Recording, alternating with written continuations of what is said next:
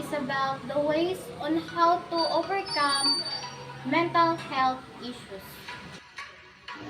My name is Sundar Prima, And I'm Anilin Serrano, and we are your tutor for today.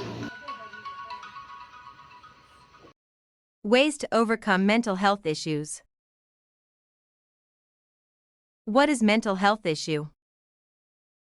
Mental illness, also called mental health disorders, refers to a wide range of mental health conditions, disorders that affect your mood, thinking, and behavior. Examples of mental illness include depression, anxiety disorders, schizophrenia, eating disorders, and addictive behaviors.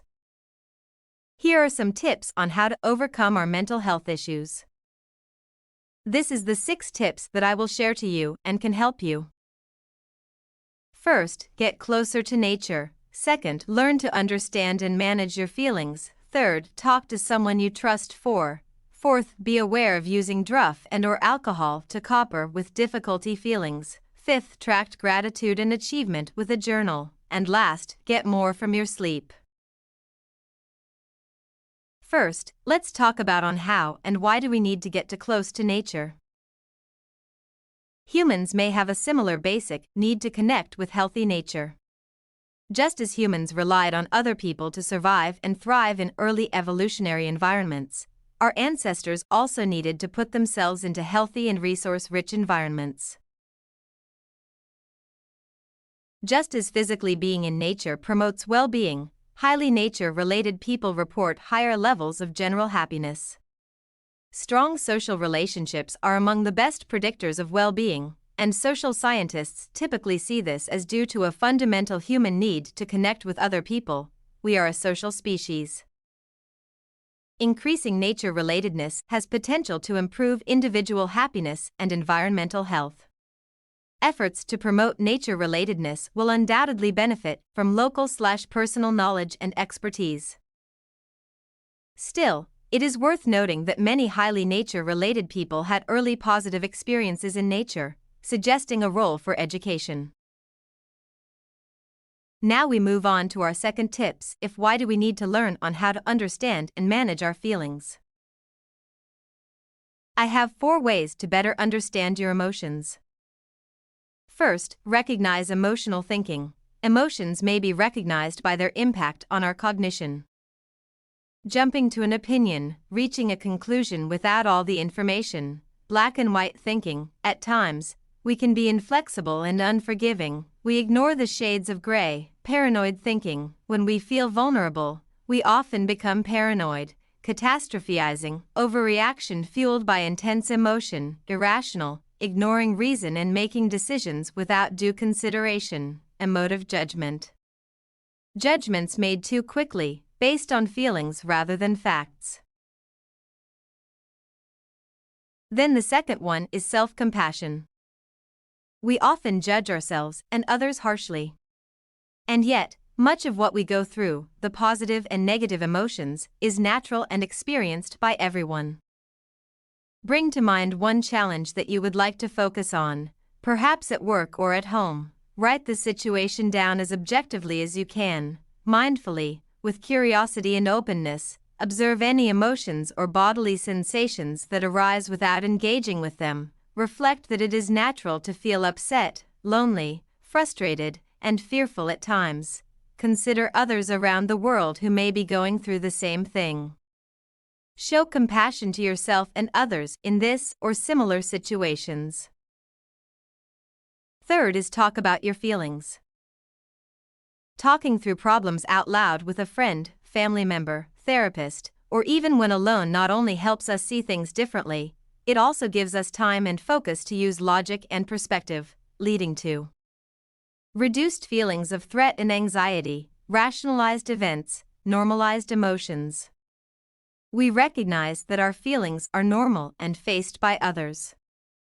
Such conversations can be difficult and may be helped by focusing on another task or activity simultaneously, for example, going for a walk, preparing a meal, etc. And lastly, reflection and reappraisal. While we each have many emotions throughout the day, often passing by without much consideration, it can be useful to revisit them. Review some of the situations faced during the day. Consider how they handled them. Was your behavior, or your response, based on emotional or logical thinking? Could you have dealt with the situation better? Now try putting yourself in someone else's shoes. How would they think you reacted? Time spent reflecting can help you recognize emotions, their effect, and future improvements. So why do we need someone to talk to? Talk to someone you trust for support. It's important to talk to someone you trust and can speak openly with. Think through if the person can relate to your situation, if they're a good listener, and if they won't judge you. Talking to someone and asking for help is a sign of strength, not weakness. People who are close to you want to help. Why do we need to be aware of using drugs and/or alcohol to cope with difficult feelings? For one or many reasons, people often turn to drugs in teenage years.